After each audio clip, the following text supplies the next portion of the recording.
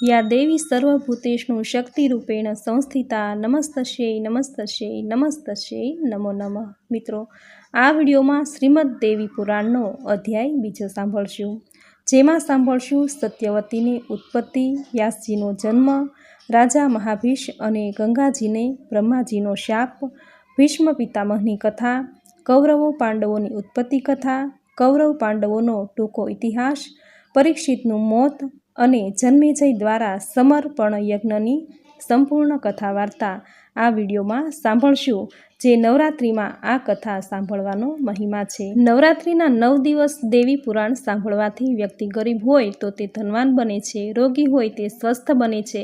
પુત્રહીન સ્ત્રી જો દેવી પુરાણનો પાઠ કરે તો તેને સંતાન પ્રાપ્તિનું વરદાન મળે છે। આ પુરાણ જીવન, જ્ઞાન, શક્તિ, સંપત્તિ, કીર્તિ અને પ્રતિષ્ઠાને આપનાર છે। આથી જ નવરાત્રિમાં માની પૂજા, આરાધના, વ્રત, જપ કે જો કંઈ ન થઈ શકે તો શ્રીમદ દેવી પુરાણનો થોડો સમય કાઢીને પાઠ જરૂર કરવો જોઈએ। જો તમારી પાસે પાઠ કરવાનો, સાંભળવાનો સમય ન હોય તો આ વિડીયો દ્વારા તમે તમારા કામકાજ કરતાં પણ સાંભળી શકો છો। મિત્રો, આ કથામાં દેવીના ગૂઢ રહસ્યનું વર્ણન કરવામાં આવેલું છે। આ પુણ્ય કથા શ્રદ્ધાળુ શ્રોતાઓને રિદ્ધિ સિદ્ધિ આપે છે। એક દિવસ, અડધો દિવસ, 5 દિવસ કે ઘડીક વાર પણ જો માં ભગવતીની આ દિવ્ય કથા જે સાંભળે છે તો આ કથા સાંભળનારની દુર્ગતિ અટકે છે। માનવીને બધા જ યજ્ઞો, તીર્થ અને દાનનું ફળ દેવી ભાગવત પુરાણના એક જ વાર સાંભળવા માત્રથી મળે છે। આ ભાગવત પુરાણ કથારૂપી અમૃત પીવાથી વ્યક્તિના આખાય કુલનો ઉદ્ધાર થાય છે। આથી જ નવરાત્રિના 9 દિવસ દરમિયાન દેવી ભાગવત પુરાણનું શ્રવણ અને વાંચન જરૂર કરવું જોઈએ। તો મિત્રો, આજના આ વિડીયોમાં દેવી ભાગવત પુરાણનો અધ્યાય બીજો સાંભળી આજના દિવસને પાવન બનાવીએ। બોલો માં ભગવતીની જય, બોલો માં નવદુર્ગાની જય। તો સાંભળીએ મહર્ષિ વેદવ્યાસ કૃત દેવી ભાગવત પુરાણનો અધ્યાય બીજો, સત્યવતીની ઉત્પત્તિ કથા। ઋષિઓએ કહ્યું, સુતજી, આપના કથન મુજબ જો સત્યવતી પતિવ્રતા હતા અને એ વળી પિતાજીના ઘેર હતા, ત્યારે વ્યાસજીનો જન્મ કઈ રીતે થઈ શકે? આવી પરિસ્થિતિમાં રાજા શાંતુએ લગ્ન કરીને 2 પુત્રો કેમ પેદા કર્યા, તેનું રહસ્ય અમને સમજાવો। ત્યારે સુતજીએ કહ્યું, જે આદ્ય શક્તિ છે, જેની કૃપાથી ધર્મ, અર્થ, કામ અને મોક્ષ સરળ બને છે। કથા પ્રમાણે ધાર્મિક અને સત્ય પ્રતિજ્ઞાવાળો એક રાજા થઈ ગયો। ઉપરીચર એનું નામ અને ચેદીદેશ એની રાજધાની। તેની પત્નીનું નામ ગિરિકા અને એ પાછી ખૂબ રૂપાળી। રાજાને 5 પુત્રો। આ પુત્રો બળવાન અને અપાર તેજસ્વી। એક વખત રાણી ગિરિકાએ ઋતુકાળ પછી સ્નાન બાદ પુંસવન વ્રત કરી પતિ પાસે પોતાની ઈચ્છા પ્રગટ કરી, પરંતુ રાજાને એ વખતે પિતૃઓના સૂચન પ્રમાણે શિકાર કરવા વનમાં જવાનું થયું। તે સમયે તેનું મન રાણીમાં પરોવાયેલું હતું અને રૂપાળી પત્નીને યાદ કરતા હતા। તેના કારણે રાજાના વીર્યનું સ્ખલન થઈ ગયું। એ સ્ખલન થયેલા વીર્યને એક પાંદડામાં રાખી મૂક્યું। ત્યારે રાજાએ વિચાર કર્યો, આ વીર્ય કોઈ પણ રીતે વ્યર્થ જવું ન જોઈએ। સામે છેડે રાણી ઋતુકાળમાં હતા, તેથી વીર્ય રાણી પાસે જવું જોઈએ। મારું વીર્ય અમોઘ છે, એ પ્રમાણે વિચારતા તેણે વીર્યને વડના પાનનો એક પડિયો બનાવી તેમાં મૂકી બાજુમાં જમીન પર બેઠેલા બાજ પક્ષીને કહ્યું, મહાભાગ, તું હમણાં જ આ પડિયો મારા ઘેર લઈ જઈ મારી પ્રિય પત્ની ગિરિકાને આપ, તેનો આજે ઋતુકાળ છે। રાજાએ વીર્યવાળો પડિયો બાજ પક્ષીને આપ્યો અને બીજી જ ક્ષણે બાજ પક્ષીએ પોતાની પાંખો ફેલાવીને ઉડાન ભરી। જોત જોતમાં પંખી આકાશના આવરણમાં ક્યાંય અલુપ થઈ ગયું। આ દરમિયાન માર્ગમાં બીજું એક બાજ પંખી આ બાજને જોઈ ગયું। એની પાસે પડિયો હતો।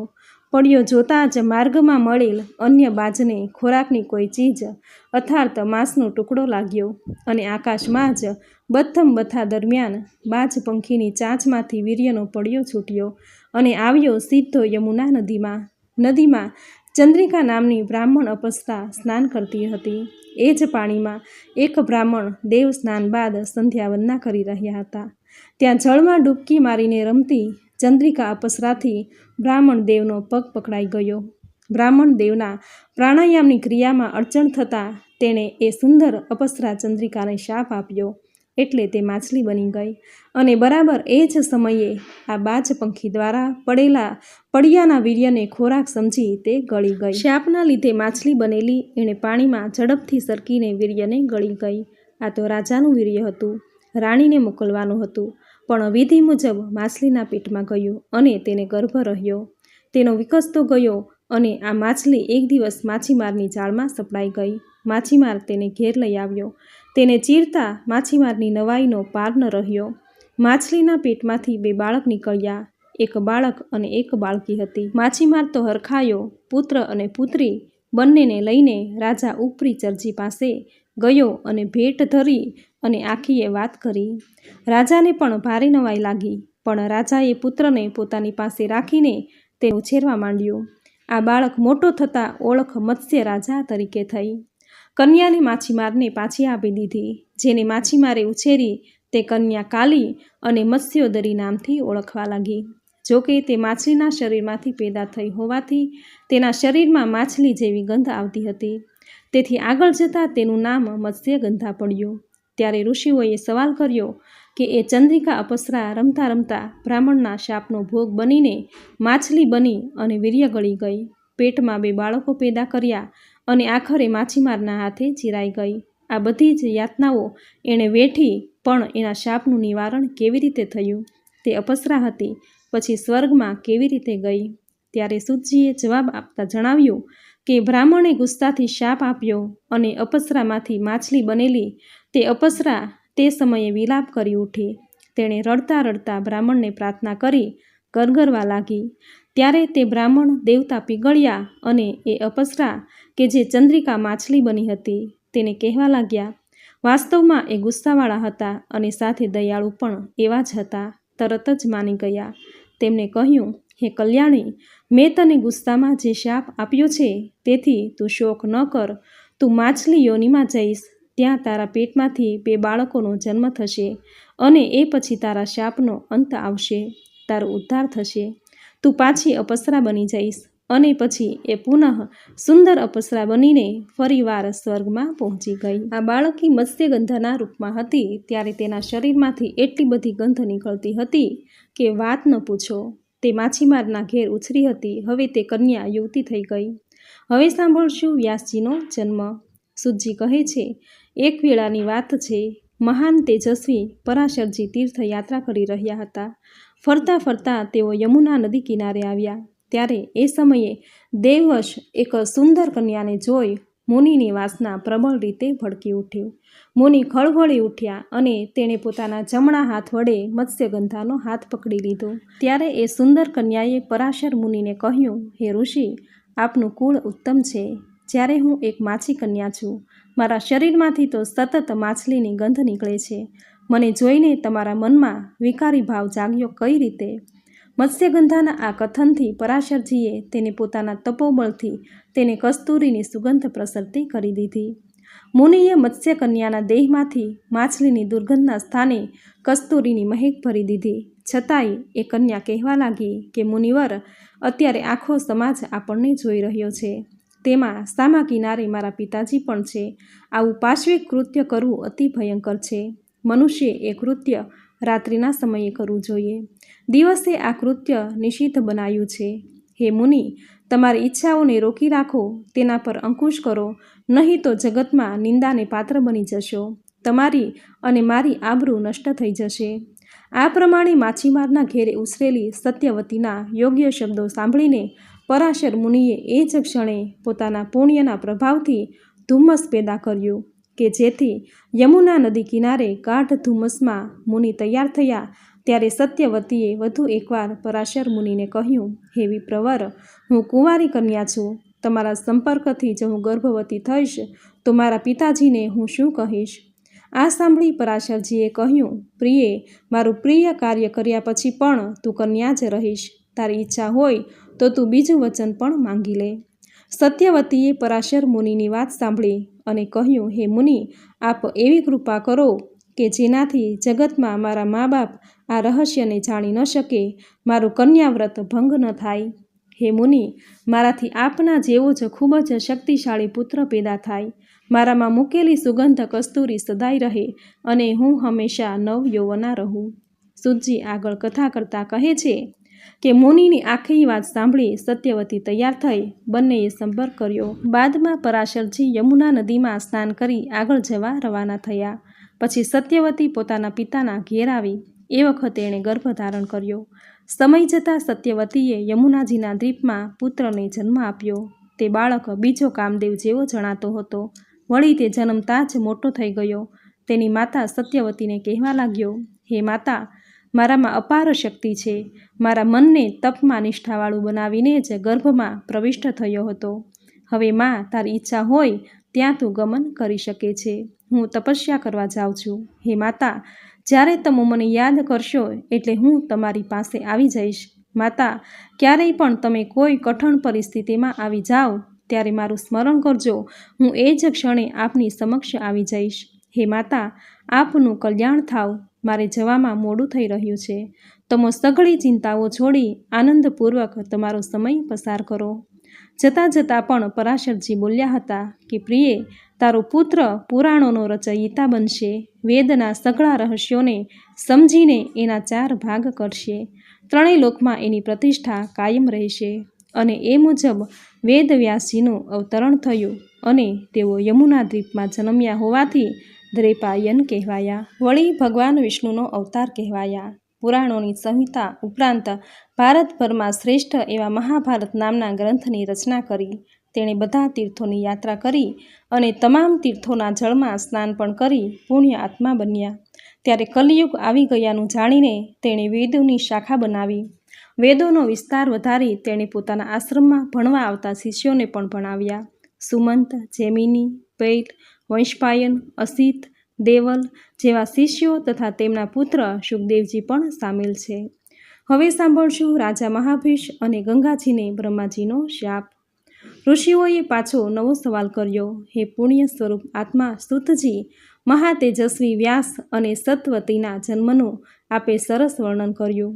તોય અમારે એક પ્રશ્ન છે કે જેને આપે વ્યાસજીની માતા કહ્યા છે તે કલ્યાણી સત્યવતી મહાધર્મજ્ઞ રાજા શાંતુને કઈ રીતે મળ્યા? સત્યવતી તો નિષાદની પુત્રી હતી, તો કુરુવંશી ધર્માત્મા રાજા શાંતુએ એમનો સ્વીકાર કેવી રીતે કર્યો? ત્યારે સૂતજી કહેવા લાગ્યા, ઈક્ષ્વાકુ વંશમાં એક મહાભીષ નામે રાજા થઈ ગયા. તેઓ પ્રખ્યાત રાજા હતા. તેણે 1000 અશ્વમેઘ અને 100 વાજપેયી યજ્ઞો કરીને દેવરાજ ઇન્દ્ર પાસેથી વરદાન મેળવી સ્વર્ગના અધિકારી બન્યા હતા. એક દિવસ તેઓ બ્રહ્માજી પાસે જઈ ચડ્યા. ત્યારે બધા જ દેવ બ્રહ્માજીની સેવામાં હાજર હતા. પિતાજીની સેવામાં મહાનદી જેવી ગંગા પણ ત્યાં આવ્યા હતા. તે સમયે પવન ખૂબ જ ગતિથી ફૂંકાણો. એ દરમિયાન ગંગાજીના શરીર પરનું કપડું ખસી ગયું. ત્યારે ત્યાં હાજર દેવોએ ગંગાજીની આવી સ્થિતિ બદલ પોતાના માથા અને નજર નીચી કરી દીધી. પરંતુ ત્યાં હાજર રાજા મહાભીષ તો ડર રાખ્યા વિના ગંગાજી તરફ જોઈ રહ્યા. સામે છેડે ગંગાજી પણ રાજા તરફ જોઈ રહ્યા અને બંને એકબીજામાં આસક્ત બની ગયા. એ સમયે બ્રહ્માજીની નજર એકાએક આ આસક્ત થયેલા બંને પર ગઈ. બ્રહ્માજી આ વધુ વાર જોઈ ન શક્યા. તેને એકદમ ક્રોધ આવ્યો. તેણે તરત જ રાજાને એક શાપ આપતા કહ્યું કે રાજન, જા, તું મૃત્યુલોકમાં જઈને જન્મ ધારણ કર. તે સમયે ગંગાજીને પણ બ્રહ્માજીએ એવો જ શાપ આપ્યો. આમ બંને જણ બ્રહ્માજીનો શાપ પામ્યા અને આથી તેઓ ઉદાસ થઈ ગયા. જેથી તેણે એક વાત રાજાને જણાવી, રાજન, મૃત્યુલોકમાં જઈને જન્મ ધારણ કરીને ખૂબ પુણ્ય કાર્ય કરીશ અને તેના ફળથી તને સ્વર્ગની પ્રાપ્તિ થશે. માત્ર રાજા તરફ જોતા રહેવાથી ગંગાજીને પણ શાપ મળ્યો. આ સમયે 8 વસુઓ પોતપોતાની પત્નીઓ સાથે વસિષ્ઠજીના આશ્રમમાં આવ્યા હતા. તેમાં ધ્યો નામના મુખ્ય વસુ હતા. ધ્યોની પત્નીએ વસિષ્ઠ મુનિના આશ્રમમાં નંદિની નામની ગાયને જોઈ અને તેણે પોતાના પતિ ધ્યોને આ ગાય વિશે પૂછ્યું, આ સરસ મજાની ઉત્તમ કામધેનુ ગાય કોની છે? ત્યારે ધ્યોએ જવાબ આપ્યો કે આ ઉત્તમ ગાય વસિષ્ઠજીની છે. જેને આ ગાયનું દૂધ પીવાનો અવસર મળે એ ભલે પછી સ્ત્રી કે પુરુષ હોય, એ ચોક્કસ 10,000 વર્ષ જીવે અને સદાય યુવાન રહે. આ સાંભળી દ્યોની પત્નીએ કહ્યું કે મારી એક સખી મૃત્યુલોકમાં છે. તે રાજર્ષિ ઉશિનરની પુત્રી છે. આપ મારી એ સખી માટે આ પવિત્ર દૂધ આપવાવાળી નંદીની ગાયને અને વાછરડા સાથે ઉત્તમ આશ્રમમાં લઈ લો અને મારી એ સખી આ ગાયનું દૂધ ન પીવે ત્યાં સુધી તેને ત્યાં રાખો. દ્યોના મનમાં ત્યારે પાપની કોઈ ભાવના ન હતી, છતાં પત્નીની વાત માનીને તેણે વસિષ્ઠજીનું અપમાન કરવા સમીપને નંદીની ગાયની ચોરી કરી લીધી. આ કાર્યમાં પૃથુ અને વસુઓ સામેલ હતા. એક તરફ નંદીનું અપહરણ થયું અર્થાત ચોરી થઈ, તો બીજી બાજુ વસિષ્ઠ મુનિ નંદીની માટે તાજા ફળ ફૂલ લઈને આવ્યા. પણ આશ્રમમાં ક્યાંય ગાય જોવા ન મળી. ત્યારે તેણે ધ્યાન કરીને જોયું તો વસુગણ તેનું અપમાન કરીને ગાયની ચોરી કરી ગયા છે અને આથી તેણે આ અપરાધ માટે તમામ વસુઓને મનુષ્ય યોનિમાં જન્મ લેવો પડશે તેવો શાપ આપ્યો. એ પછી બધા વસુઓએ જોયું તો નદીઓમાં શ્રેષ્ઠ એવા ગંગાજી રસ્તામાં જઈ રહ્યા હતા. શાપના લીધે તે ગંગાજીનું મન ઉદાસ થઈ ગયું. ગંગાજીના મોં પરની ઉદાસીનતા જોઈને વસુઓએ તેમને નમ્રતાથી પૂછ્યું કે દેવી, અમે મૃત્યુલોકમાં કઈ રીતે પેદા થઈશું? અમારે મનુષ્યના ગર્ભથી જન્મ લેવો પડે. આ તો અમારા માટે અતિ ચિંતાનો વિષય છે. તેથી હે ગંગાજી, આપ જ માનવી રૂપે બનીને અમારી જનેતા થવાની કૃપા કરો. હે કલ્યાણી, શાંતનુ નામના એ અતિ પ્રસિદ્ધ રાજા રાજર્ષિ છે. તેને આપ તમારા પતિદેવ બનાવો. પછી અમારો જન્મ થતાં જ અમને જળમાં વહાવી દેજો. વસુઓની આ વાત સાંભળતા જ ગંગાજીએ આ વિચારને સ્વીકૃતિ આપી દીધી. એ પછી વસુઓ તેના રસ્તે અને ગંગાજી તેના રસ્તે પડ્યા. સુતજી કહે છે કે પરાક્રમી શાંતનુ એકવાર શિકાર કરવા ગયા. તેઓ ગંગા કિનારે ગીચ જંગલમાં ફરી રહ્યા હતા. ત્યાં સરસ મજાના ઘરેણાઓથી લદાયેલી સુંદર મજાની એક કન્યાને જોઈ. કન્યાને જોતાં જ રાજા શાંતનુનું મન અત્યંત આનંદ પામ્યું. એને જોતાં જ જાણે તેના હોઠ પરથી શબ્દો સરવા લાગ્યા. તેઓ કહેવા લાગ્યા, હે દેવી, હે માનુની, ગંધવી, યાક્ષિણી, નાગકન્યા, અપસરા, અરે તું આમાંથી કંઈ પણ હોય એ વાત રહેવા દે, પણ તારે આજે મારી ધર્મપત્નીનું સ્થાન સ્વીકારવું પડશે. હું તને શાંતનુ આ કન્યાને જોઈને બોલ્યો. ત્યાં સુતજી આગળ કહે, એ વખતે પ્રતાપી રાજા શાંતનુની જાણમાં ન હતું કે જેને તે કહી રહ્યા છે એ ગંગા છે. પરંતુ સામે છેડે ગંગાજી જાણતા હતા કે આ જ મહાભીષ રાજા છે અને અત્યારે તે શાંતનુના રૂપમાં મારી સામે ઊભા છે. ત્યાં તો પૂર્વ પ્રેમના સંબંધોને યાદ કરીને ગંગાજીએ શાંતનુની વાત માની લીધી. પછી ગંગાએ મધુર હાસ્ય છોડતા કહ્યું કે મહારાજ, આપ મને પહેલાં વચન આપો, પછી જ હું તમને મારા પતિ તરીકે સ્વીકારીશ. હે રાજન, હું જે કંઈ કાર્ય કરું તે સારું હોય કે ખરાબ હોય, પણ તમારે મને રોકવાનો કોઈ અધિકાર રહેશે નહીં. મને ક્યારેય અપ્રિય શબ્દ નહીં કહો.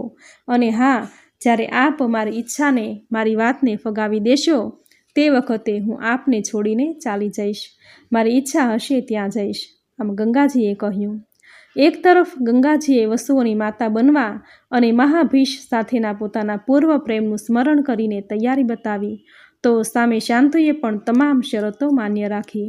આથી ગંગાજી રાજા શાંતનુના પત્ની બની ગયા. અનેક વર્ષો ચાલ્યા ગયા ત્યારે રાજા શાંતનુથી દિવ્ય લોચનવાળા ગંગાજીને ગર્ભ રહ્યો. તેમનાથી પુત્રના રૂપમાં વસુનો જન્મ થયો. જન્મતાની સાથે જ ગંગાએ તે બાળકને ગંગાજીના પ્રવાહમાં વહાવી દીધો. બીજા પુત્રની પણ તે જ હાલત કરી. ત્રીજો, ચોથો, પાંચમો, છઠ્ઠો અને સાતમો બધા જ બાળકો આ રીતે ગંગાજીના હાથે કાળનો કોળિયો બની ગયા. ત્યારે રાજા શાંતનુને ખૂબ દુઃખ થયું. તેણે વિચાર્યું, કઈ રીતે મારો વંશ જગતમાં કાયમ રહી શકશે? આ સ્ત્રી તો પાપનું મૂર્તિમંત સ્વરૂપ છે. તેથી જ તેણે 7 મારા પુત્રોને મારી નાખ્યા. હું જો તેને રોકીશ તો તે અવશ્ય મને છોડીને જતી રહેશે. વંશની રક્ષા કરવાનું મારું પરમ કર્તવ્ય છે. ત્યાર પછી ગંગાજીના ગર્ભમાં 8મો ધ્યો નામનો વસુનો, જેણે સ્ત્રીની માંગણીને વશ થઈને વસિષ્ઠની ગાય નંદીને ચોરી હતી, તે પુત્ર રૂપે જન્મ થયો.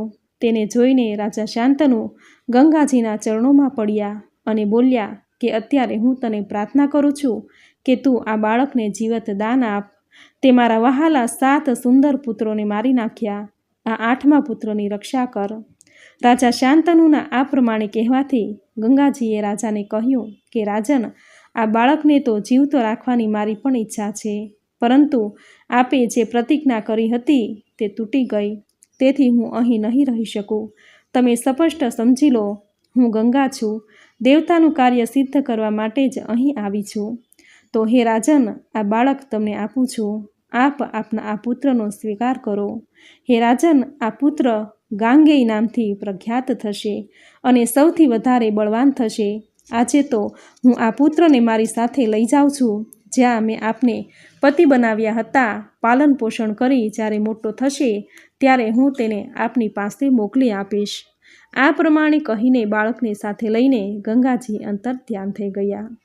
રાજા શાંતનુ પોતાના ભવનમાં રહ્યા. તેના દુઃખનો કોઈ પાર ન હતો. થોડા સમય બાદ નરેશ શાંતનુ એકવાર શિકાર કરવા ગયા. તેઓ ધીરે ધીરે ગંગા કિનારે પહોંચી ગયા. ત્યાં તેને એક કુમાર જોવા મળ્યો, જે ગંગાના તટ પર રમી રહ્યો હતો. તે બાળક મોટા ધનુષ પર બાણ ચડાવીને છોડતો હતો. આ જ તેની રમત હતી. ત્યાં ગંગાજી તે જ રૂપમાં ત્યાં પ્રગટ થયા, જે રૂપમાં તેઓ પહેલાં હતા. ગંગાજી બોલ્યા કે રાજન, આ તમારો પુત્ર છે. મેં તેની રક્ષા આજ સુધી કરી. આ 8મો પુત્ર છે. તે વસુ છે. હું હવે તેને તમારા હાથમાં સોંપું છું. આ પ્રમાણે કહીને ગંગાજીએ તે બાળક રાજા શાંતનુને સોંપીને અંતર ધ્યાન થઈ ગયા. હસ્તિનાપુર પહોંચ્યા પછી મહારાજ શાંતનુએ મોટો ઉત્સવ કર્યો. સૂતજી કહે છે, મુનિઓ, ભીષ્મજીના જન્મ અને ગંગાજીની ઉત્પત્તિમાં જે કારણ હતા તે બધા મેં તમને કહ્યા. વસુઓને થયેલા શાપને કારણે આ સમગ્ર ઘટના થવા પામી. ગંગાજીના અવતરણની અને વસુઓની ઉત્પત્તિની આ કથા જે મનુષ્ય સાંભળશે તે તમામ પાપોમાંથી મુક્ત થઈ જશે, તેમાં કોઈ સંદેહ નથી. હે મુનિવરો, આ ઉપાખ્યાન પરમ પવિત્ર, મંગળમય અને વૈદિક સિદ્ધાંતોથી ભરપૂર છે. વ્યાસજીના મુખારવિંદથી મેં જેવું સાંભળ્યું હતું બરાબર તેવું જ મેં તમને કહી સંભળાવ્યું છે. હવે સાંભળશું ભીષ્મ પિતામહની કથા. ઋષિઓ બોલ્યા, હે સૂતજી, વ્યાસ માતા સત્યવતીએ રાજા શાંતનુને કેવી રીતે પ્રાપ્ત કર્યા તે અમને જણાવો. સૂતજી કહે છે, રાજર્ષિ શાંતનુ શિકાર કરવાના ખૂબ શોખીન હતા. તેઓ 4 વર્ષ સુધી વનમાં ફરતા રહ્યા. કુમાર ભીષ્મને તેઓ સાથે રાખતા. એક સમયની વાત છે, શિકાર કરતાં કરતાં તેઓ કોઈ એવા જંગલમાં પહોંચી ગયા જ્યાં તેમને ઉત્કૃષ્ટ સુગંધ આવવા લાગી. તે સુગંધથી તેનું મન મુગ્ધ બની ગયું. તેથી જે દિશામાંથી આ સુગંધ પવન આવી રહ્યો હતો તે દિશા તરફ જવા લાગ્યા. આગળ જતાં યમુનાજીના તટ પર તેણે એક સુંદર રૂપવતી સ્ત્રીને સર્વાંગ સુંદરીને જોઈને રાજા શાંતનુ આશ્ચર્યમાં પડી ગયા. તેને થયું કે આના શરીરમાંથી જ સુગંધ નીકળી રહી છે. આ વાત નક્કી છે. યમુના કિનારે બેઠેલી તે નિષાદ પુત્રીને તેઓ પૂછવા લાગ્યા કે પ્રિય, તમે કોણ છો? તમારા પિતા કોણ છે? આ યુવતીએ હસતા હસતા મહારાજને કહ્યું કે હે રાજન, હું દાશરાજની પુત્રી છું. મારા પિતાશ્રીની આજ્ઞાથી અહીં બેઠી છું. મહારાજ, આ નદીમાં હું નાવ ચલાવું છું. મારા કુળનો આ વ્યવસાય છે. શાંતનુએ તે કન્યાને કહ્યું, હું કુરુવંશનો એક રાજવી છું. મોગનયની મારે ત્યાં બીજી કોઈ સ્ત્રી નથી. તમે મારા ધર્મપત્નીનું સ્થાન શોભાવશો. મારી પત્ની મને છોડીને ચાલી ગઈ છે ત્યારથી મેં બીજી કોઈને પત્ની બનાવી નથી. હું સ્ત્રી વિના જ જીવન પસાર કરું છું. રાજાની આ વાત સાંભળતા જ દાસકન્યા કહેવા લાગી કે આપે મારા સંબંધમાં જે કાંઈ કહ્યું છે તેને હું એકદમ સાચું માનું છું. પણ હું ઈચ્છું છું કે તમારી જેવી ઈચ્છા હોય તેવું જ થવું જોઈએ. પરંતુ હું સ્વતંત્ર નથી. મારા પિતાજી તમારી ઈચ્છા પૂરી કરશે, માટે તેને મળીને તમે વિનંતી કરો. દાસરાજની કન્યા છું. મારા પિતાજીની આજ્ઞા પ્રમાણે વર્તું છું. તેઓ મારા પિતા મહાપુરુષ છે. જો તે મને તમને સોંપી દેશે તો લગ્ન કરજો. હું લગ્ન બાદ આપને આધીન રહીશ. સૂતજી કહે છે કે મહારાજ શાંતનુ સત્યવતીની વાત સાંભળીને તેની માંગણી માટે દાસરાજના ઘરે પહોંચી ગયા. દાસરાજને પોતાના મનમાં ઘુમરાતી હતી તે વાત કહી. દાસરાજે રાજાની વાત સાંભળી નમસ્કાર કરતાં કહ્યું કે મહારાજ, આપ મારી કન્યાની માંગણી કરો છો તો હું એને અવશ્ય આપીશ, પરંતુ મારી એક શરત છે. દાસરાજે શાંતનુ સમક્ષ શરત મૂકી કે કઈ શરત? શાંતનુએ કહ્યું કે મારી પુત્રીની કુખે પુત્ર થાય એ જ રાજગાદીનો વારસદાર બને. કોઈ પણ રીતે અનન્યને રાજગાદી મળવી જોઈએ નહીં. દાસરાજની શરત સાંભળીને શાંતનુ વિચારમાં પડી ગયા કે આ શરત તો કેમ કરીને પાળી શકાય, કારણ કે ભીષ્મજીને તેઓ યુવરાજ તરીકે નિયુક્ત કરી ચૂક્યા હતા અને પછી તો દાસરાજને કોઈ પણ જવાબ આપ્યા વિના હસ્તિનાપુર ચાલ્યા ગયા. પણ મનમાં ચિંતારૂપી ભોરિંગ પ્રવેશી ગયો હતો. એ તેને કોરો ખાવા માંડ્યો. ચિંતાઓ તેને આકુળ વ્યાકુળ કરવા લાગી અને તેથી જ તેઓ ખાઈ શકતા નહીં, પી શકતા નહીં કે સરખી રીતે સૂઈ શકતા પણ નહીં.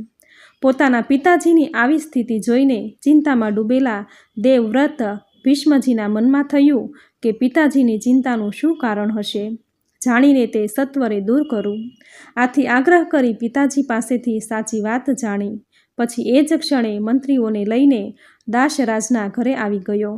નમ્રતાપૂર્વક બોલી ઉઠ્યો કે તમો તમારી સૌભાગ્યવતી પુત્રીને મારા પિતાશ્રીને આપો, તે માટે હું તમને પ્રાર્થના કરી રહ્યો છું. ત્યારે દાસરાજે કહ્યું કે મહાભાગ્યવાન તમે રાજકુમાર છો. પિતા કરતાં તમો જ મારી પુત્રીનો સ્વીકાર કરીને તેને તમારી પત્ની બનાવો, કારણ કે તમારી હયાતીમાં મારી પુત્રીનો પુત્ર રાજા નહીં બની શકે. ત્યાં તો દાસરાજની વાત કાપતા દેવવ્રતે કહ્યું, તમારી પુત્રી તો મારી મા સમાન છે અને હું વળી રાજ્ય કરવા માંગતો નથી. તમારી કન્યાનો પુત્ર જ રાજ્યનો રાજા બનશે. દાસરાજ સમક્ષ ભીષ્મે હકીકત કહી, છતાંય તેણે શંકા વ્યક્ત કરતા દેવવ્રતને કહ્યું કે માનો કે તમારો પુત્ર બળવાન થયો તો આની પાસેથી રાજ્ય જ છીનવી લેશે. દેવવ્રતે આ સાંભળી એક ઝાટકો ખાતા કહ્યું કે હું ક્યારેય લગ્ન જ નહીં કરું, જાઓ, આ મારી આજથી પ્રતિજ્ઞા છે. સૂતજી કહેવા લાગ્યા કે ભીષ્મજીની આવી અટલ પ્રતિજ્ઞા સાંભળતા જ દાસરાજે પોતાની કન્યા સત્યવતીને રાજા શાંતનુને સોંપી. આ પ્રમાણે રાજા શાંતનુની પત્ની સત્યવતી બની. પણ સત્યવતી દ્વારા વ્યાસજી જન્મ્યા હતા એ વાત છુપાવેલી જ રહી. આમ લગ્ન થયા, સંસર્ગ થયો અને સમય જતાં સત્યવતીની કુખે 2 સંતાનો પેદા થયા. પણ સમય અનુસાર આ બંનેને રાજકુમારોના મરણ થયા અને પછી વ્યાસજી દ્વારા નિયોગથી વિચિત્ર વીર્યના ક્ષેત્રમાં ધૃતરાષ્ટ્રનો જન્મ થયો, જે અંધ હતા. વ્યાસ મુનિને જોતાં જ તે સ્ત્રીની આંખો બંધ થઈ જતાં તે સમય અનુસાર અંધપુત્રની માતા બની. બીજી સ્ત્રીએ વ્યાસજીને જોતાં જ એમને ચંદન લગાડી દેતા એનાથી પુત્ર થયો, તે પાંડુ રોગવાળો થયો અને દાસીથી પુત્ર જન્મ્યો, તે સમય અનુસાર વિદુર કહેવાયો. વિદુરજી સત્યવાદી, ધર્મના અવતાર અને પુણ્ય આત્મા પુરુષ તરીકે ઓળખાયા. ધૃતરાષ્ટ્ર 2 આંખે અંધ હોવાથી રાજ્યનો ભાર પાંડુ રાજા પર આવ્યો. ભીષ્મની સંમતિ સલાહ મુજબ રાજ્ય ચાલવા લાગ્યું. જ્યારે વિદુરજી બુદ્ધિશાળી મંત્રી પર નિમાયા. ધૃતરાષ્ટ્રને 2 પત્નીઓ હતી. એકનું નામ ગાંધારી કે જેઓ ગાંધાર નરેશ સુબલ રાજાની પુત્રી હતા. બીજીનું નામ વૈશ્યા, જેઓ વૈશ્ય કન્યા હતા.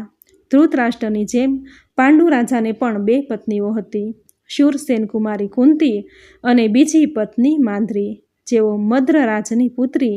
આ અત્યંત સુહામણી ગાંધાર નરેશની પુત્રી ગાંધારીને 100 પુત્રો હતા, જેઓ કૌરવો નામે જાણીતા થયા. વૈશ્યાથી પણ એક પુત્રનો જન્મ થયો, જે મનોહર તથા યુદ્ધનો શોખીન હતો. કુંતી જ્યારે પોતાના પિતાને ઘેર હતા ત્યારે તેને ત્યાં કર્ણનો જન્મ થયો હતો. આ પુત્ર થવા પાછળ સૂર્યરાજાની કૃપા હતી અને તેથી જ તેનું નામ કર્ણ પાડવામાં આવેલું. આ પુત્રના જન્મ પછી કુંતીજી પાંડવ રાજા પાંડુના ધર્મપત્ની બન્યા હતા. હવે સાંભળશું કૌરવો પાંડવોની ઉત્પત્તિ કથા. ઋષિ બોલ્યા, હે સૂતજી, સૂર્ય સાથે વળી કુંતીનો યોગ કેવી રીતે થયો? કયા કારણોને લઈને કુંતીને કર્ણની માતાજી બનવું પડ્યું? આમ થયું તો કુંતી કન્યા કેવી રીતે રહ્યા અને છતાંય પાંડવો તેની સાથે વળી લગ્ન કર્યા? આ બધી અટપટી વાતો અમોને સમજાતી નથી, માટે સમજાવવા કૃપા કરો. આથી સૂતજી કહેવા લાગ્યા, હે દ્વિજવરો, જ્યારે સૂરસેનની પુત્રી ખૂબ નાના હતા ત્યારે રાજા કુંતી ભોજ અને કલ્યાણી કન્યા કુંતીને માંગીને પોતાના ઘેર લાવ્યા હતા, જ્યાં તેને પુત્રીની જેમ જ રાખ્યા હતા. એકવાર દુર્વાસાજી ત્યાં પધાર્યા ત્યારે કુંતીએ આ દુર્વાસા મુનિનું અત્યંત ભાવપૂર્વક આદરપૂર્વક સ્વાગત કર્યું. તેની સેવા પૂજાથી પ્રસન્ન થઈને દુર્વાસાએ કુંતીને એક એવો ઉત્તમ મંત્ર આપ્યો કે જેનો પ્રયોગ કરીને આવાહન કરતા દેવતા ખુદ ત્યાં પાસે આવીને માંગેલી ઈચ્છાને પૂરી કરે. આ તરફ દુર્વાસાજીએ કુંતીને મંત્ર આપ્યો અને એ તો ત્યાંથી નીકળી ગયા. તો કુંતીજી પોતાના મહેલની અગાસીમાં આવ્યા અને આપેલ મંત્રની પરીક્ષા કરવાની તેને ઈચ્છા થઈ. અહીં કુંતીને દુર્વાસાએ આપેલ મંત્ર એકદમ સાચો અને તત્કાળ પ્રભાવ જન્માવનારો છે, છતાંય તેણે એનામાં શક્તિ ક્ષમતા છે કે નહીં તે જોવાનો પ્રયાસ કર્યો અને એ ખોટો ન હતો તે સાબિત થઈ ગયું. તે સમયે આકાશમાં સૂર્યનારાયણ ભગવાન નભોમંડળમાં હાજર હતા. કુંતીજીની નજર તેની પર પડી. સૂર્યદેવ એ વખતે પોતાના પ્રખર કિરણો રેલાવી રહ્યા હતા. આહવન થતાં જ એક અતિ સુંદર પ્રભાવશાળી તેજોમય પુરુષનું રૂપ ધારણ કરીને સૂર્યનારાયણ અંતઃપુરમાં કુંતીની સામે આવી ગયા. પહેલાં તો તેને જોઈને કુંતી કંપી ઉઠ્યા, બોલી પણ ઉઠ્યા કે અરે રે, મેં આ શું કર્યું? પણ ત્યાં તો ભગવાન સૂર્યનારાયણ પોતે જ બોલવા લાગ્યા કે કુંતી, તમોએ મંત્રનો પ્રયોગ કરીને મને આમંત્રણ આપ્યું. શા માટે બોલાવ્યો છે એ હું જાણતો નથી, પણ તમોએ બોલાવ્યો અને હું આવી ગયો છું. ત્યારે તમે મારું સ્વાગત શા માટે નથી કરતા? તમારા આ મંત્રના પ્રભાવથી હું વિવશ છું. આટલું સાંભળતા જ કુંતી બોલ્યા, હે ધર્મના રહસ્યને જાણવાવાળા પ્રભુ, આપણાથી કશું અજાણ નથી. હું અત્યારે એક કુંવારી કન્યા છું. ત્યારે સૂર્યનારાયણ કહે કે કુંતી, જો આપ મારું સ્વાગત નહીં કરો તો જે ઋષિએ આપને મંત્ર આપ્યો છે તેને હું શાપ આપીશ અને તમે પણ મારા શાપથી બચી શકશો નહીં. એટલું લખી લેજો કે તમારો કન્યા ધર્મ બચી જશે અને સામાન્ય માણસ આ રહસ્યને કદી જાણી શકશે નહીં. એટલું જ નહીં, મારા જેવો જ તેજસ્વી સુંદર બાળક તમારી કુખે પેદા થશે. પછી સૂર્યનારાયણ કુંતીને ઈચ્છિત વરદાન આપીને તે ત્યાંથી પોતાના સ્થાનકે પહોંચી ગયા. ભગવાન સૂર્યનારાયણ કુંતીને વરદાન આપીને પોતાના સ્થાને ગયા. પછી કુંતી ગર્ભવતી બન્યા અને કાયમ માટે ખાનગી રીતે રહેવા લાગ્યા. કોઈને જાણ ન થાય કે પોતે ગર્ભવતી છે. આ રહસ્યની જાણ એક સ્ત્રી સેવકને પડી. આ સિવાય કુંતીના માતા પણ આ બાબતને જાણી ન શક્યા. એટલું જ નહીં, પરિવારના સભ્યો પણ જાણી ન શક્યા. સમય થતાં ભવનમાં એક બાળકનો જન્મ થયો. તે અત્યંત સુંદર હતો. જન્મથી જ એના કાનમાં 2 સુંદર કુંડળ અને દિવ્ય કવચ હતું. બીજું, તે સૂર્યદેવ તે કાર્તિક સ્વામી જેવો તેજસ્વી હતો. ત્યાં તો સ્ત્રી સેવકે એ બાળકને ઉઠાવી લીધો. ત્યારે લજ્જાગ્રસ્ત બનેલા કુંતીની સામે જોઈ બોલી ઉઠી કે દેવી, તમે શાના શરમાવ છો? હું તમારી સેવામાં હાજર છું. તમારે કોઈ ચિંતા પણ કરવાની ન હોય. એ પછી એ બાળકને એક પેટીમાં મૂકવામાં આવ્યું. ત્યારે કુંતી બોલી ઉઠ્યા કે બેટા, તને આમ પેટીમાં મૂકતા મને અત્યંત દુઃખ થાય છે, પણ લાચારીને લીધે હું શું કરી શકું? તું મને પ્રાણથી પ્રિય છે, પણ હું લાચાર છું. તેમ છતાંય મારે તારો અનિવાર્ય રીતે ત્યાગ કરવો પડે છે. તું બધી રીતે શુભ લક્ષણવાળો છે, પણ હું દુર્ભાગી તને અત્યારે છોડી રહી છું. માતા ભગવતી તારી રક્ષા કરે અને તને એ દૂધ પીવરાવે. કુંતીએ તે બાળકને પેટીમાં મૂકીને ધાઈને આપી દીધો અને ધાઈ પેટીમાં લઈને તે જતી રહી. રસ્તામાં તેને અધિરથ નામનો સૂત મળ્યો. અધિરથની પત્ની રાધા પણ સાથે હતી. રાધાએ તે બાળકને લઈ લીધું. અધિરથની પત્ની રાધાએ તે બાળકનું લાલન પાલન કરવા લાગી. બાળક ત્યાં મોટો થયો અને સમય જતાં મહારાજા કર્ણ નામે ઇતિહાસમાં પ્રખ્યાત બન્યો. તો સામે છેડે સ્વયંવરમાં કુંતી પાંડુ રાજાની પત્ની બન્યા. પાંડુ રાજાને એક બીજા પત્ની માદ્રી નામે હતા. તેના પિતાજીનું નામ મદ્રરાજ હતું. એક વખત પરાક્રમી પાંડુ રાજા જંગલમાં શિકાર માટે ગયા. ત્યાં તેના હાથે એક મુનિની હત્યા થઈ ગઈ. વાસ્તવમાં વાત એવી હતી કે મુનિ એ મૃગના રૂપમાં પોતાની પત્ની સાથે સંસર્ગમાં હતા. રમતા રમતા આનંદ લેતા હતા. રાજા પાંડુએ તેને મૃગ સમજી લીધા અને તેના પર પોતાનું બાણ ચલાવ્યું. આથી મુનિનું મરણ થયું અને તે સમયે મૃગનું રૂપ ધારણ કરેલા મુનિને ગુસ્સો આવ્યો અને તેણે ગુસ્સામાં ને ગુસ્સામાં રાજા પાંડુને શાપ આપ્યો. શાપ અત્યંત ભયાનક હતો અને શાપ એવો હતો કે તું જ્યારે પણ સ્ત્રી સાથે સંસર્ગ કરવા જઈશ ત્યારે તારું મરણ થશે, અર્થાત તું સ્ત્રીની સાથે કામ વાસના તૃપ્ત કરી શકીશ નહીં. મુનિએ આવો અત્યંત કઠોર શાપ આપ્યો અને સામે છેડે પાંડુ રાજા વ્યથિત થઈ ગયા. તેઓએ જંગલમાંથી મહેલે આવીને રાજગાદીનો ત્યાગ કરીને ફરી જંગલમાં ચાલ્યા ગયા. બંને રાણીઓ તેની સાથે વનમાં ગઈ. આમ પતિ સાથે જઈને બંને રાણીઓ કુંતી અને માદ્રીએ પોતાના સતી ધર્મનું ચુસ્તપણે પાલન કર્યું. આમ સમય પસાર થતો હતો. ત્યારે એક અન્ય ધાર્મિક કથા રાજાના સાંભળવામાં આવી કે માણસ જો સંતાનહીન હોય તો તેને ગતિ મળતી નથી, સ્વર્ગ પ્રાપ્તિ માટેનો એનો અધિકાર રહેતો નથી, તેને ગમે તે ઉપાયે પુત્ર પ્રાપ્ત થાય તે જરૂરી છે. સામાન્ય રીતે પુત્રો 11 પ્રકારના હોય છે: અંશજ, પુત્રિકા પુત્ર, ક્ષેત્રજ, ગોલક, કુંડ, સહોઢ, કાનિન, કૃત, વનમાંથી મળેલો, કોઈનો આપેલો, કોઈ પાસેથી લીધેલો કે ખરીદેલો. આમ આ રીતે 11 પ્રકારના પુત્રો કહ્યા છે. આવું સાંભળીને પાંડુએ પોતાની પ્રિય પત્ની કુંતીને આ વાત કહેવા માંડી. તે સાંભળ્યા પછી કુંતીએ પાંડુ રાજાને કહ્યું કે પ્રભુ, મારી પાસે મનમાં ધારેલા મનોરથ પૂર્ણ કરવાનો મંત્ર છે, જે મને દુર્વાસા મુનિએ આપેલો છે. જો હું આ મંત્રથી કોઈ દેવતાને આમંત્રણ આપું તો તે તરત જ દેવ મારી સમક્ષ હાજર થાય અને મારી ઈચ્છાને પૂર્ણ કરે. પાંડુ રાજાને આ સાંભળીને ખુશી થઈ. તેઓએ એ મંત્રનો પ્રયોગ કરવાની કુંતીને અનુમતિ આપી.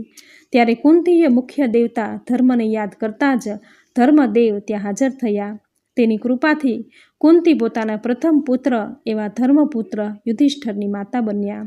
અને પછી વાયુદેવની કૃપાથી ભીમનું આગમન થયું. એ પછી કુંતીએ ઇન્દ્ર રાજાને કહેતા તેઓનું આગમન થયું અને એમ એના ત્રીજા પુત્ર અર્જુનનું આગમન થયું. આમ એક પછી એક એમ ચડિયાતા 3 પુત્રો કુંતીની કુખે જન્મી ચૂક્યા. કુંતી ગમે તેમ તોય સ્ત્રી હતા, દયાળુ હતા અને એણે પોતાને મળેલા મંત્ર માંદ્રીને આપ્યો.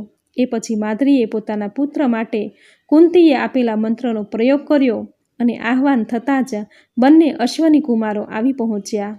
માદ્રીના પાસે તેના અનુગ્રહથી માદ્રી પણ 2 સંતાનોની માતા બન્યા, જે આ 2 પુત્રો આગળ જતા નકુળ અને સહદેવના નામે ઓળખાયા.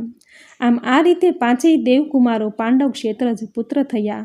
1 વર્ષના અંતરે આ પુત્રોનો જંગલમાં જન્મ થયો. એક સમયની વાત છે, ત્યારે આશ્રમમાં કોઈની હાજરી ન હતી. રાજા પાંડુ અને માદ્રી એકલા હતા અને પાંડુ રાજા પેલા એક મુનિને આપેલા શાપને ભૂલી બેઠા અને પોતાની પત્ની અને પોતે વળી 2 એકલા હતા તેનું મન વિકારથી ખળભળી ઉઠ્યું.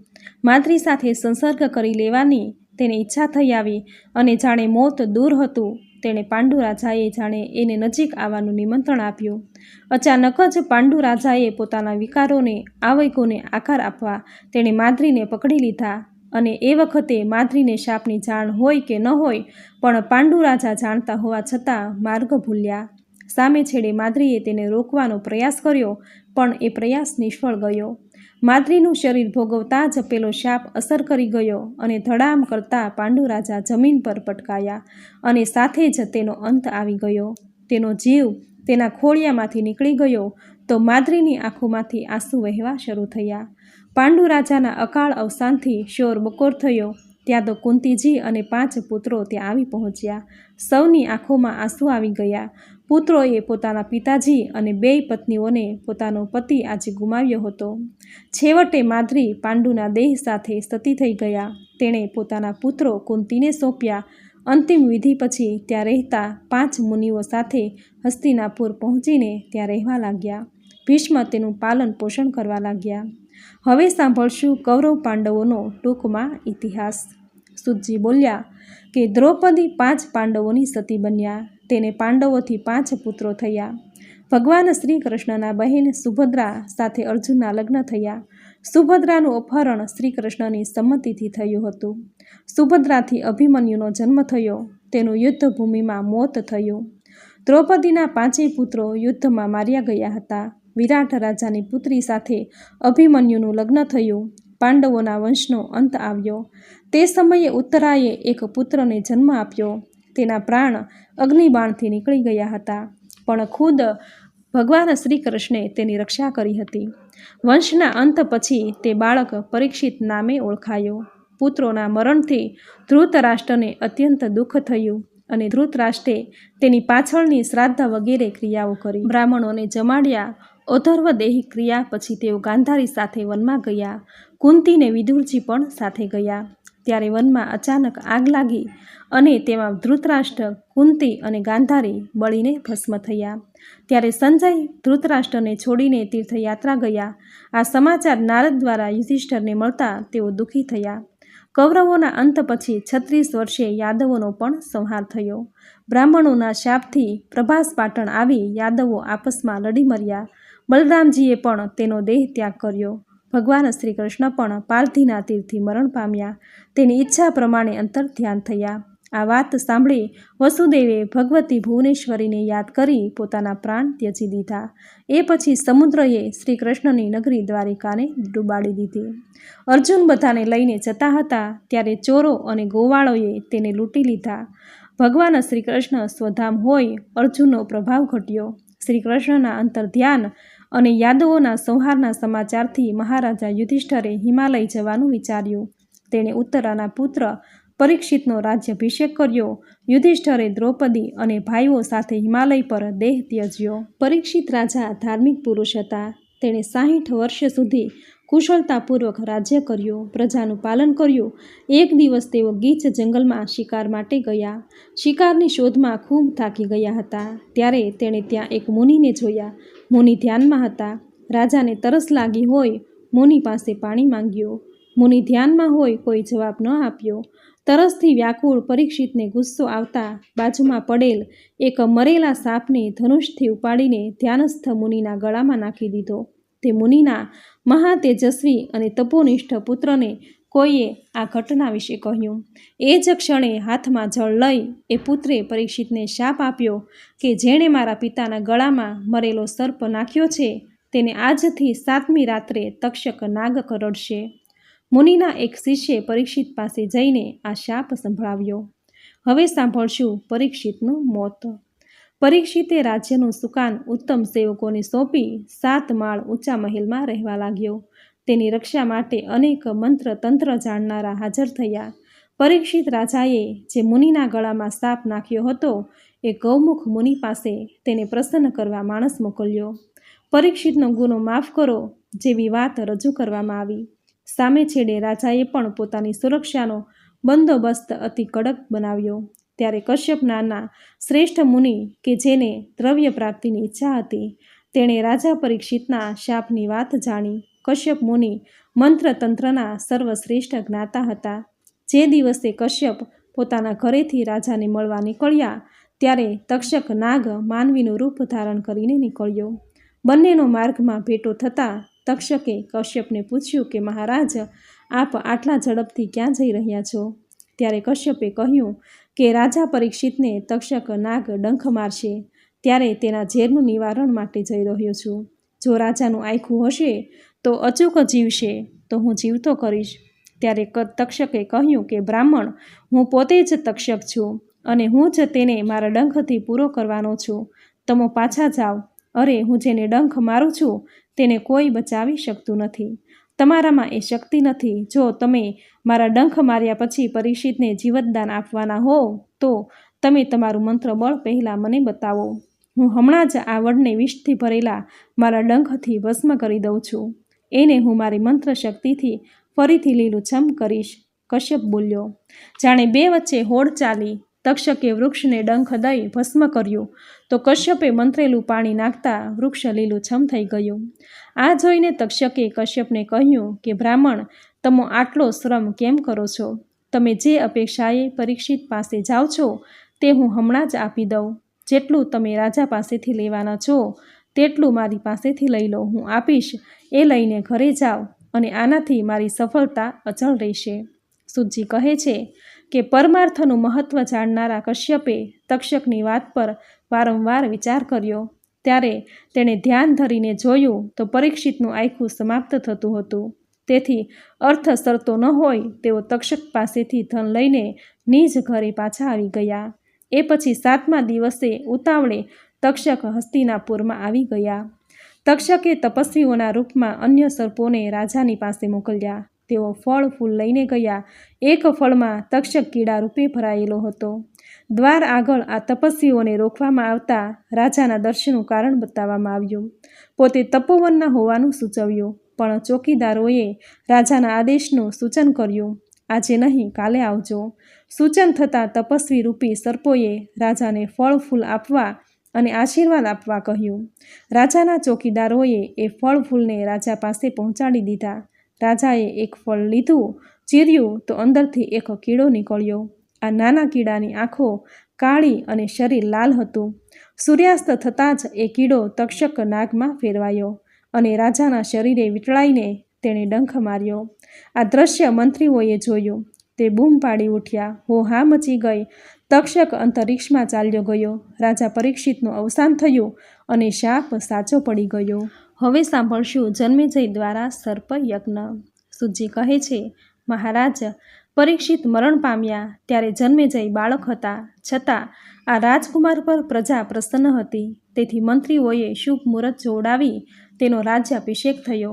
ત્યારે ઉત્તંક નામના એ મુનિએ તક્ષક નાગ અત્યંત ત્રાસ આપી ચૂક્યો હતો. તેઓ પોતાના વેરના બદલા માટે હસ્તિનાપુર આવ્યા અને જન્મેજયને મળીને કહેવા લાગ્યા કે રાજન, તક્ષક મહા ખતરનાક છે. તેણે તમારા પિતાની હત્યા કરી છે. તમે ભરતવંશી રાજાઓમાં શ્રેષ્ઠ છો. આપના મૃત પિતા અંતરિક્ષમાં ફરી રહ્યા છે. તમે તમારા પિતાના ઉદ્ધાર માટે તમામ સર્પોને મારવા તૈયાર થાવ. પિતાના વેરને ભૂલી જનાર પુત્રનું જીવન નકામું છે. જ્યાં સુધી તમારા હાથે સર્પોનો સફાયો નહીં થાય ત્યાં સુધી તમારા મૃત પિતાની સદગતિ થશે નહીં. એ માટે અંબા યજ્ઞ કરવો જરૂરી છે. સુજી કહે, જન્મેજયે ઉત્તંક મુનિની વાત સાંભળી ત્યારે તેની આંખોમાં આંસુ ઘેરાઈ ગયા. પિતાના મોતનો તેને સંતાપ થયો. એ પછી મંત્રીઓને બોલાવી અંબા યજ્ઞ કરવા માટેની સામગ્રી એકઠી કરવા કહ્યું. એ પછી એ યજ્ઞની વેદીનું નિર્માણ થતાં સર્પોની આહુતિનો પ્રારંભ થયો કે તક્ષક ઇન્દ્ર રાજા પાસે પહોંચ્યો અને વિનંતી કરી કે પ્રભુ, મારી રક્ષા કરો. હું ભયભીત થઈને શરણમાં આવ્યો છું. ઇન્દ્રે એને પોતાની પાસે બેસાડી શરણ આપી ભયમુક્ત કરવાનું વચન આપ્યું. આ વાતની ઉત્તંક ઋષિને ખબર પડતા એ ગુસ્સે ભરાયા. તેણે તક્ષકની સાથે ઇન્દ્રને પણ આવાહન કર્યું.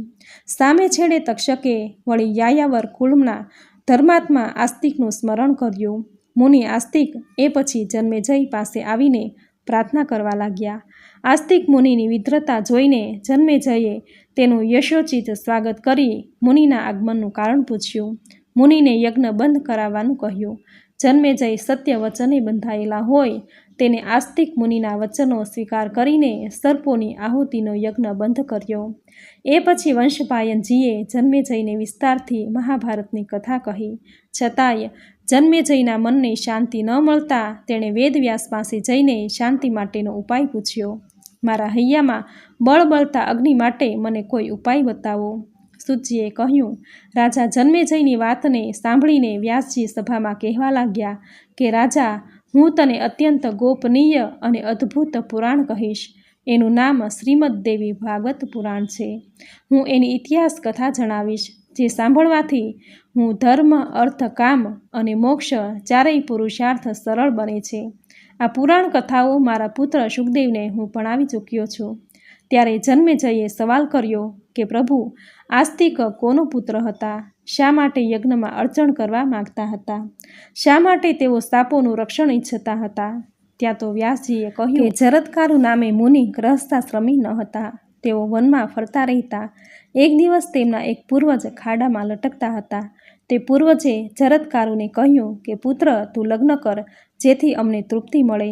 તેનો જવાબ આપતા જરત્કારુએ કહ્યું, મને સમાન નામવાળી સતત મને આધીન રહેનારી કોઈ કન્યા વગર માંગે મળશે એટલે હું લગ્ન કરીશ, ગ્રહસ્થ બનીશ. આમ કહીને તેઓ તીર્થયાત્રા પર ગયા. તે વખતે સાપોની માતાએ સાપોને અગ્નિકુંડમાં પડવાનો શાપ આપ્યો. એક પ્રસંગ એવો છે કે કશ્યપ મુનિને 2 પત્ની હતી, કદ્રુ અને વિંતા. તેઓ ભગવાન સૂર્યના રથને જોડેલા ઘોડા જોઈને અંદરો અંદર વિવાદ કરવા લાગ્યા.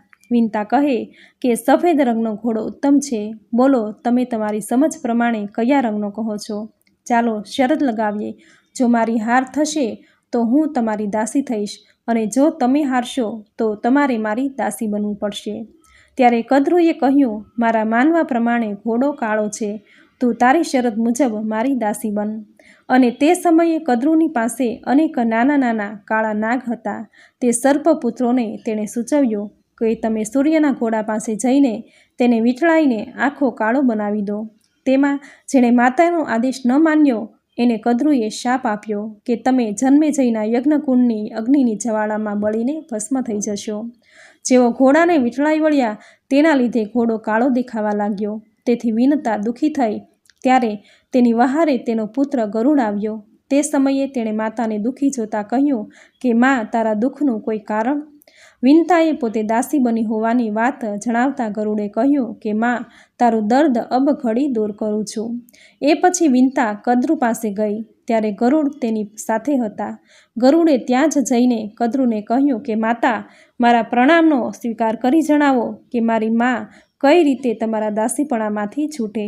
ત્યારે કદ્રુએ ગરુડને સ્વર્ગમાંથી અમૃત લાવીને પોતાના પુત્રોને આપવા કહ્યું અને એ પછી તારી માતા વિનતા દાસીપણામાંથી છૂટશે તેવું કહ્યું.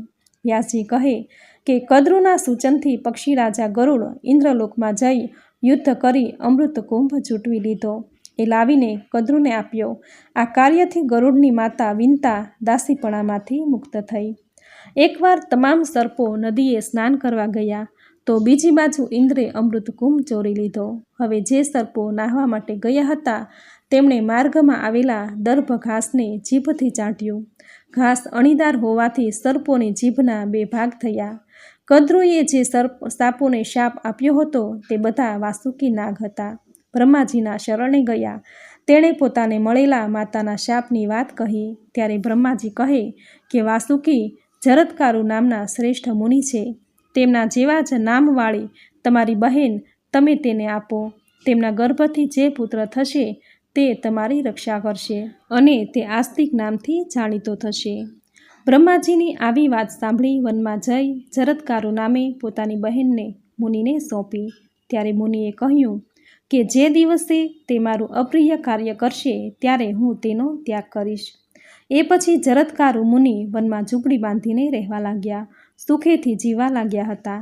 એકવાર મુનિ જરત્કારુ ભોજન બાદ આરામમાં જતા પહેલાં પત્ની કે જે વાસુકીની બહેન હતી તેને સૂચન કરતા બોલ્યા કે પ્રિયે, હું આરામમાં જાઉં છું. કોઈ પણ સ્થિતિમાં મને જગાડીશ નહીં. આમ મુનિએ કહ્યું અને એ તો સૂઈ ગયા. એમ કરતાં કરતાં સાંજ પડી ગઈ. સંધ્યા પૂજાનો સમય થયો.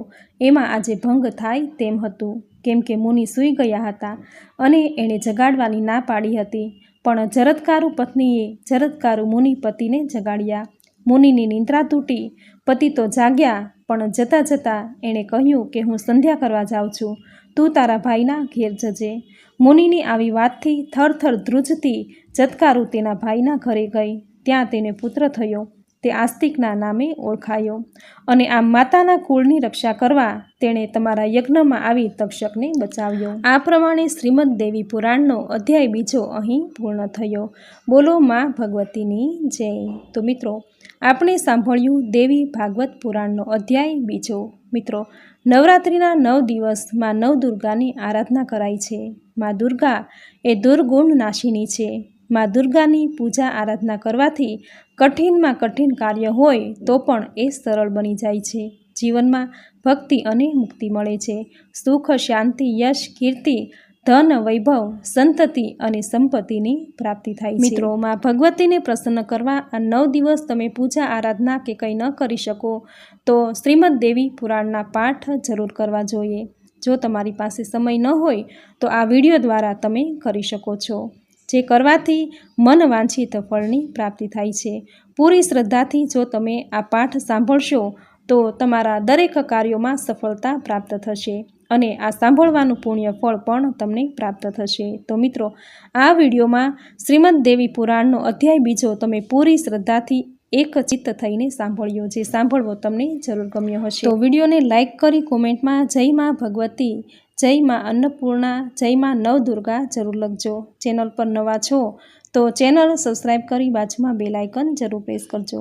તો ફરી મળીશું આવી જ નવી ધાર્મિક માહિતી, નવી ધાર્મિક કથા સાથે, શ્રીમદ ભાગવત દેવી પુરાણના નવા અધ્યાય સાથે. ત્યાં સુધી આપ સૌને મારા જય માતાજી.